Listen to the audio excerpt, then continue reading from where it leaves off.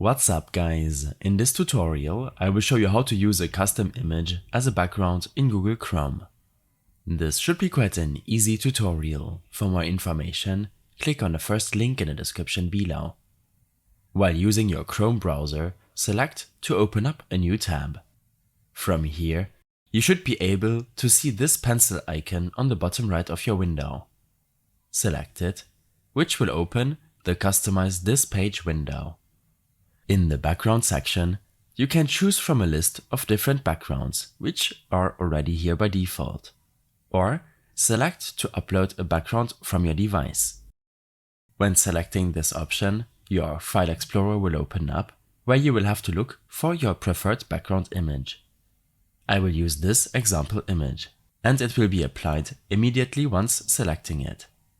In the Color and Theme section of this window, you can also change the default colors for your Chrome browser. These will be applied without having to restart your browser, and you can also customize the colors when selecting the first color option. In case you have any further issues or problems following this tutorial, then I suggest following my extensive guide linked in the description below. I hope this helped you out. Leave a comment if you have any questions, and see you in the next one.